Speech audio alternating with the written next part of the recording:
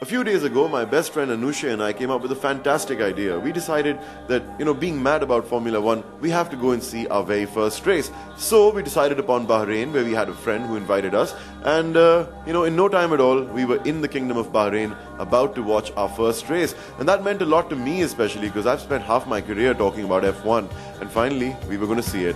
Man, there's a genuine sense that we have entered the world of F1. I mean, in here, even the burgers aren't sold by their real name. It's just chicken burger because, F1 controls everything. They control the rights and these aren't even F1 cars right now. Yesterday when I came here for qualifying, it was madness. My blood rushed to my... After showing our tickets at the gate, we were very casually walking towards our stand when the Formula One qualifying session began, and I could hear engines start up in the pit garages, and the sound was absolutely mind-blowing. I mean, you never really hear that on TV because some car or the other is always at full throttle, but just to hear these cars accelerating out of the pits was unbelievable. The voice of these engines is far throatier than we know it to be, because on TV you only hear this shrieking F1 soprano motor, but out there's actually a bass frequency that you never get on TV, and it probably gets filtered out by all the muffling that they do on the mics.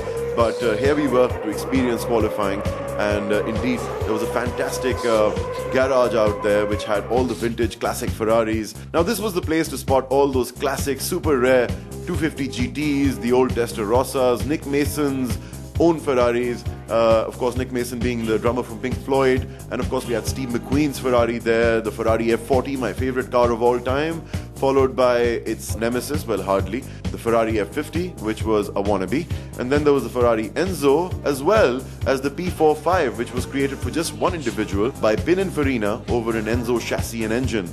Some of these are so rare that there are only 50 or 40 examples of them ever made. So they belong to people, or three in some cases, like that Formula One car there.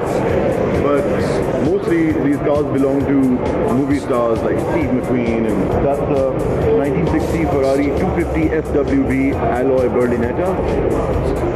One of the first few cars that were made with, alloys. Bellissimo.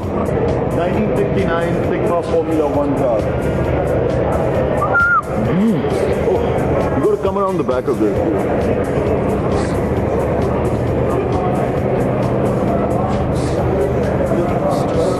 Just check out the exhaust and the engine on this one. 1969, guys. Mamma mia. And that's the car that belonged to this nation, by the way. And finally, it was time for the race. Just check out the excitement right before the race begins, and once it does, it is an absolute storm, it is thunderous, and all hell breaks loose when it does. So check this out. When they come up and line up here, those lights go out, it will be madness, it will be hell.